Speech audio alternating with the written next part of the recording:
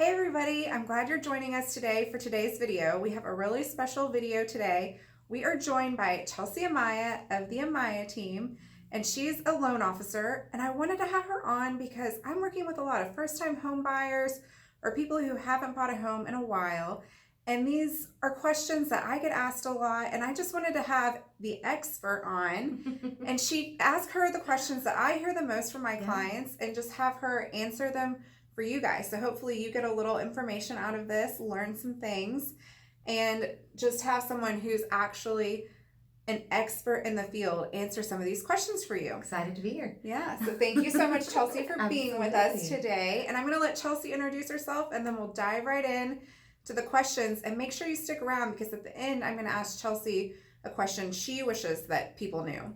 And you're going to want to know. You're going to want to know. It's one of the biggest ones. So stick around to the end. But Chelsea? Yes, absolutely. Well, Kelly, first and foremost, thank you so much for having me on today. It's always a pleasure getting together with you. I know you take such great care of your clients, and I know this is definitely going to be just one more thing that you can help educate them. Knowledge is power. Knowledge is power. So very, very excited to be doing this with you today. Thank you so much. As Kelly said, my name is Chelsea. I'm a local lender, and I am just excited to be here. I work as a team, so I have a great team of women behind me, girl power.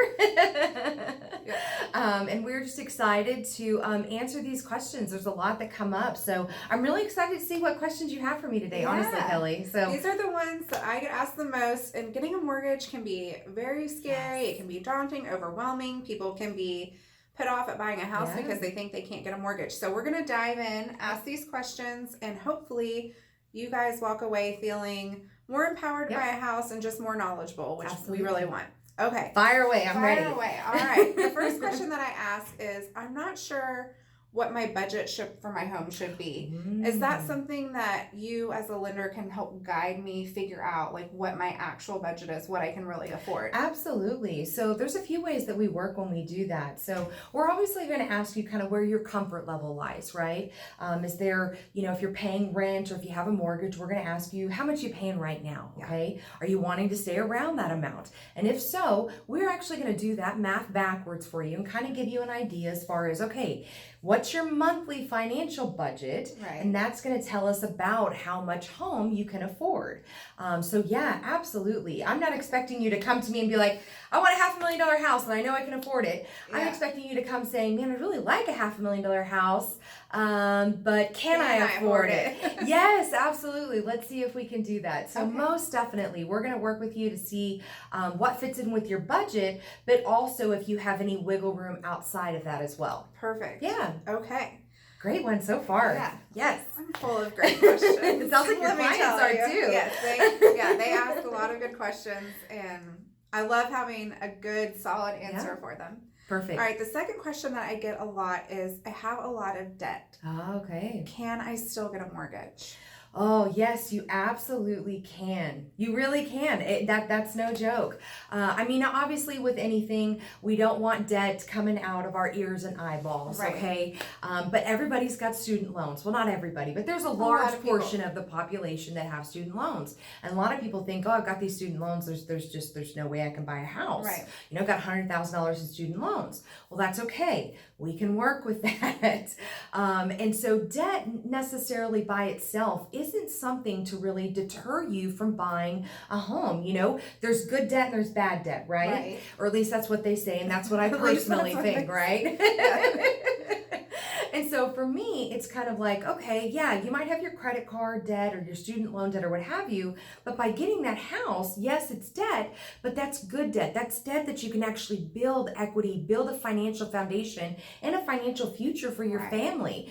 I mean, using myself as an example, when we bought our first house, we, got into it with next to nothing, very thankfully. And when we sold it, that was good debt. We made money off of it and we were able to, leverage that equity that we had built up over that time. So don't let debt be the end all be all of deterring you from buying a mortgage. We are very, very creative when it comes to working with you in your particular debt situation. So yeah, absolutely. Okay, perfect. Yes. I love that answer. I know that scares away a lot of people, especially first-time home buyers, and it doesn't have to. Nope. So that's a great answer. Perfect. All right, question number 3. What else? my credit score is low. Okay. Can I still get a mortgage, and how will that impact my loan? Yeah. So it's kind of like limbo, right? How low can you go? Right? I love it. And so actually, there are different programs out there that have different credit score requirements. Okay. So as a general rule, what is called an FHA or a government loan requires a credit score of at least 580, at least with us. Now, every lender is going to be a little bit different, but 580 is usually the lowest that you're going to be able to get it. Okay. Now with the 580, you want to have your own funds, because at a 580 credit score, especially for who we're targeting right now as first-time home buyers, if you're wanting to look at down payment assistance programs, we actually need about a 620 credit score. So your credit score doesn't have to be perfect. A lot of people think oh, I've got to have a 740 credit score. Right. No, you don't. You can go as low as a 580, and it's actually something that we'll work with you on. If you come to us and you've got maybe less than ideal credit to get you into that home right now, we're going to work with you. We're going to set you up on a game plan. We're going to get you in contact with maybe even some of our vendors to help get you on that right track in order to get your credit where it needs to be. Now, yes, going to the second part of your question, credit can play an impact on the loan. Right. Like I said right now, 580 is what I said, an FHA loan or a government loan, but we're looking at maybe a 620 if you're trying to do what's called a USDA loan or something like that. If you're looking for a conventional loan, we've got to look at a 640. And your credit score plays a big part of that, and it can also impact your rate too. So credit score is important, but it doesn't have to be perfect. Right. It's not a hard no. Right. You have a low credit score, you're out of here. Right. Okay. Yeah, never, hardly ever that. Yep. Okay, perfect. What else? These are all great so far. Yes. Thank you. Very diverse guys. questions too. Yeah. I love it. Okay, the next question I get is, what documentation am I going to need to get a loan? Oh, well, Kelly, I'm going to need everything but your firstborn child, okay? Give it all. Give it all. We do ask for a lot. It is true, okay? Right. And I know that can seem sometimes overwhelming and daunting, and I'm sure you've heard the horror stories, right? Well, each client and each situation is different. So for you, it might be the basics that we're going to need are going to be, tax returns, pay stubs, and bank statements. Those are kind of in general, what everybody's pretty much going to ask you for. Now, depending on what you particularly do for a living or your particular situation, we might ask for things like a child custody agreement. We might ask for things like a year-end pay stub if you receive bonus or commission or overtime. So there are some caveats to that, but just to start, those are going to be the big three things: tax returns, W-2s, bank statements, and pay stubs. Pretty much are going to be the big ones. Yeah, things that you should hopefully have on yes. file. If you want to borrow money, we're going to ask for documentation. Yes. Exactly. Yeah. It's not, hey, can I have $5? Right. We're giving you a little bit more than $5, so we want a little bit to make sure that you're going to be good for it. Yeah. Okay, perfect. All right. My next question number 5. Okay. Would you ever take out an FHA loan if you qualified for a conventional loan as well? And why would you do that? Yeah, absolutely. Honestly, right now in the market that we're in right now, being totally transparent, if you qualify for conventional, we're probably going to lean that way, just because for the market condition, right? Yes. You always want to take that into consideration. I know you're great about that with your clients, about making sure that you're presenting the strongest offer you absolutely can. And right now, conventional is quote unquote your stronger offer. Okay. Yes. But there are instances in a quote unquote normal market. Sometimes it might be where we've started off as conventional, but maybe the market or rates have shifted, and now we can get you, better mortgage insurance coverage, a lower premium, and maybe even a better rate by going to FHA. Okay. So really, honestly, for each of our clients, we do this with everybody. We're going to try to get you pre-approved for conventional right now, again, just because of where the market's at. But if that's not the best fit for you, we're going to let you know, and we're going to say, hey, yes, we've got you approved at conventional. However, the better loan option is actually FHA, but I wanted to make sure you knew you qualified for both. Okay. So we're going to run those options and scenarios so that way you as a consumer can make that decision for yourself. Do you want to go FHA? These are the pluses, these are the negatives. Or do you want to go conventional? These are the pluses, these are the negatives. So yeah, it's just case by case, really. Okay, perfect. perfect. Yeah. I haven't had any clients who qualified for conventional and went FHA. Yeah. But I know I have had clients who qualified for FHA and the lender didn't even try and qualify them for conventional. And at the last minute, it's like, hey, you can get a conventional loan. Yeah. Yep. Okay. So we're gonna explore options. Yeah, I love that about you, that you're looking out for them and you're trying to explore everything to just get them in the best situation they can be in. Yeah. Well, I mean, why are we in this business? Right, to help people. Exactly. Yeah. You know, I would be doing a disservice to you and your clients if I wasn't exploring every possible financial situation to really set them up for success in the future. That's another reason you want to go with Chelsea. Someone like Chelsea, because she really is. She is in this because she loves helping people and she wants you to succeed in your home journey. Yeah. And not everybody's like that. I mean, teamwork, dream work. Yeah. She is such a joy to work with. Thank you. Likewise. Okay. The next question. How long does it take to get pre-approved? Well, I mean, really, that kind of comes back to the client. So let's say you apply today. So what we have on our team what are called service level agreements, okay? So we want to be able to deliver a certain service level, okay? So what ends up happening is that when you apply, my team has 24 hours to review your application and get back to you, unless you're in an urgent situation. You're like, look, I'm trying to make an offer in the next 5 hours. That's completely different. Exactly. And yes, we've done that. Yes. I've been the last minute requester. That's okay. That's okay. That happens. But for the most part, we're looking at 24 hours to review your application. At that point, we're going to reach out to you and we're going to say, hey, Mr. or Mrs. Borrower, we've reviewed your application. These are the items that we need.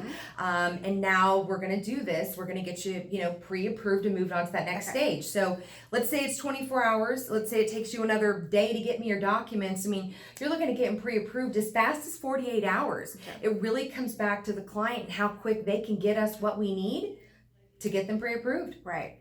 And I am a stickler about pre-approvals with my client. Depending on, I mean, if you're looking and you're saying, I want to move in 6 months, no. But if you are wanting to put an offer in on a house in today's market, you have to be pre-approved. Yes. And I make my clients get it. It's a big deal. It is a big deal. Yeah. You want to be, as a client, you want to be respectful of Kelly's time, right? You don't want to ask Kelly to go show you homes when you're not really even sure if maybe you're in the financial situation to buy a home. Right. Because not only is that, hard for her, but then think of it from you. It's hard for you. Yeah. You fall in love with the house and then Kelly's like, sorry, because then I'm over here going, we're not there. Yeah. And then everybody's upset. Right. Yeah. Now, we've been talking about this pre-approval, and I never did ask.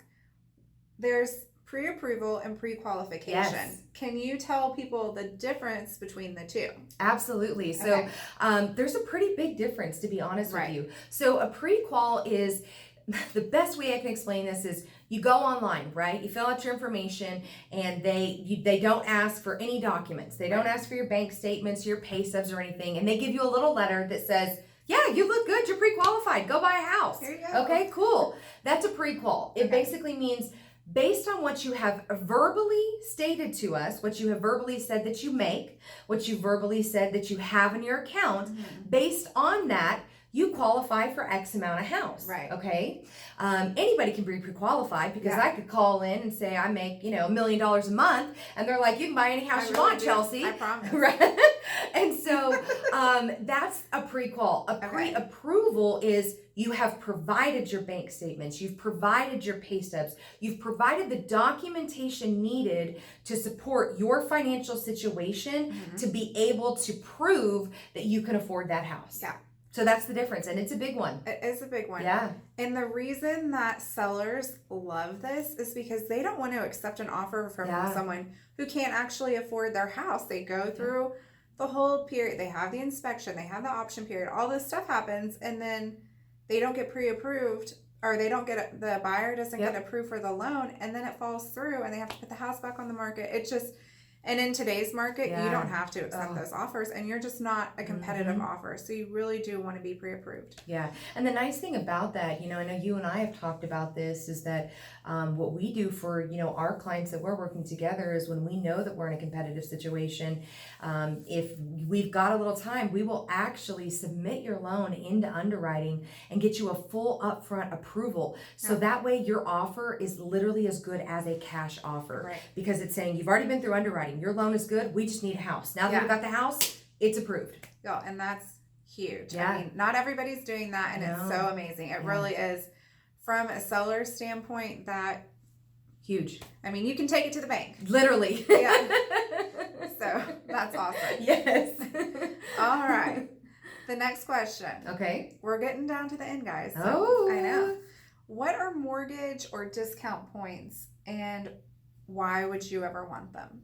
Yeah, so a discount point is something where you see a lot on TV or on radio commercials. I really like to use the media just because we're all involved in it in somehow. Yes. We've all heard the things.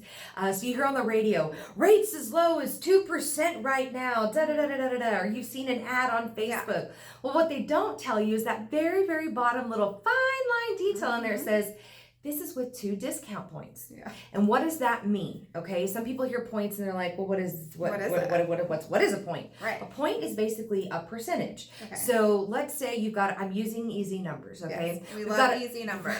We've got $100,000 loan amount and you have 1 point. Okay. That means your rate is costing you $1,000. It's 1% of your loan amount. Okay. On the flip side, let's say they were saying it costing you 2 points. $100,000 loan amount, $2,000. Exactly. Okay. So that's what a point is. And why or why not would you want to do that?